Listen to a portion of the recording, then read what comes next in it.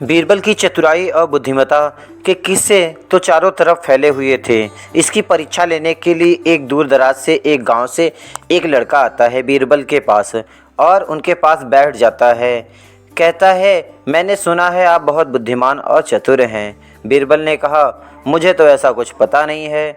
तो लड़का कहता है, मैं अपने समय का सदुपयोग करना चाहता हूँ, इसके लिए मुझे क्या करना होगा। तो बीरबल कहते हैं, चलो मेरे साथ। तो उस लड़के को लेके जाते हैं नदी के पास और नदी के पास ले जाकर एक बाल्टी देते हैं। कहते हैं, इस बाल्टी में पानी भर लो। वह लड़का पानी भर के फिर लाता है उनके साथ चलने लगता है। बीरबल फिर गांव पहुंचते हैं। गांव आने के बाद फिर कहते हैं, तुम वापस जाओ, इस पानी को उसी नदी में डाल दो। लड़का जाता है, फिर डाल देता है। फिर वापस जब आता है तो बीरबल कहते हैं, जाओ उस पानी को वापस लेकर आओ। फिर वह लड़का जाता है, पानी लेकर आता है। जैसे ही पास आता है, बीरबल कहते हैं, ले जाओ उस नदी में डाल दो। इस प्रकार से वह पानी लेकर आता है और लेके जाता है, लेकर आता है, लेके जाता है। ऐसा करते उसे 2 घंटे करीब बीत गए। जब 2 घंटे बीत जाते हैं तो वह कहता है, मैं समझ नहीं पा रहा हूँ, आप मुझसे क्या कराना चाहते हैं। तो बीरबल कहते हैं, बेटा, जिस प्रकार से तुमने पानी को लेकर आया और लेकर गए, तो इसमें क्या हुआ, समय का नुकसान हुआ।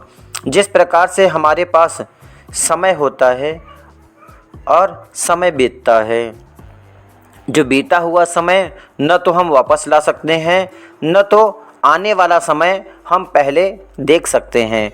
वैसे ही ये जल है, यह चलता रहता है। जैसा कि तुमने पानी को लेकर आया वहीं डाल दिया, वैसे हमारे पास समय होता है, आता है चला जाता है, आता है चला जाता है। तो हमें उस समय पे किस रूप से कार्य कर रहे हैं ये मायने रखता है। अगर हम उसका सदुपयोग करते हैं तो हमारे लिए बहुत उपयोगी है, हमारा जीवन सुधर सकता है। हमें न तो बीते हुए समय न तो आने वाले समय पे ध्यान देना चाहिए। हमें केवल जो समय चल रहा है वर्तमान समय पर ही फोकस करना चाहिए। लड़के की समझ में ये बातें आ रही थी, उसको समझ में आ गया कि बीरबल उसे क्या समझाना चाहते हैं। उन्होंने कहा कि पानी का बहाव जैसे रुक नहीं सकता, उसी प्रकार से समय भी कभी रुक नहीं सकता, वो आएगा और चला जाएगा। ये हमारे ऊपर डिपेंड है, हमारे ऊपर निर्भर करता है कि उसका किस तरीके से हम उपयोग करते हैं। तो लड़के की बात समझ में आ गई कि समय का उपयोग अगर हम सद उपयोग करेंगे और उसका दुरुपयोग करेंगे तो हमारा परिणाम भी वैसा ही होगा। तो वह लड़का निश्चय करता है और बीरबल को धन्यवाद कहता है कि आपने मुझे समय के सदुपयोग के बारे में बताया।